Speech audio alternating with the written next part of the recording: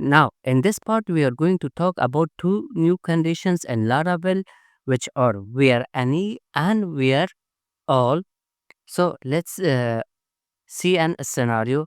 Now, I want to fetch all the students where age is 25 or the score is equal to 25. So to fetch these students, I have these options. First, the normal way, we create our variable and set it to student. Then we will type where age is equal to 25 or where score is equal to 25. Now get, if we go to our browser refresh, it will fetch all the students where the age or the score is 25. So we have age 25. Scroll down, this one age is 14 but the score is 25. Similar this one, this scenario. Now imagine if you have multiple columns where you want to search based on or condition. Instead of writing this way, we have a very nice way by calling where any condition. So we will say type our variable, then our model name, then after that we will type where any. Then this will accept three parameters. For example, the first one is the array, which will be type our column name. So in our case, first one is age and the second one is score. Then our condition and our value. So in our case, it's 25. Then we will type get and save. Now let's go. Let's just refresh. Now, as you guys can see, nothing has changed. Still, we got all our students where age or score is 25. So age 25, score 63. Age 25, score 98. So let's find one score. Yeah, this one score is 25, but the age is 14. Even if you want to fetch all of the columns which are equal, so you don't need to type the equal sign also.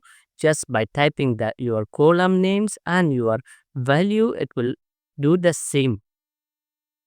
It will fetch all the records where the age is 25 or the score is 25. So let's just scroll down with yeah, the score 25, age 14. Now another thing that I want to say mention in here. Now in this scenario, for example, if you want to search based on these columns and you want to use AND condition, or you want to like for example 3 or 4 columns and you want to use AND condition. For example, fetch all students where age is 21 and also score is 21 as well.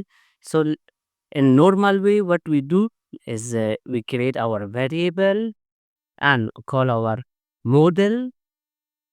Then we will say where age is 25 and where score is also 25.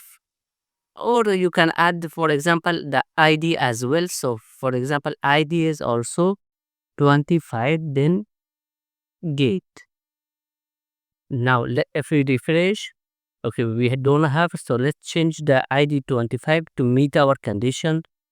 So we have 25, let's change the score to 25 as well, and let's change the score to 25 as well.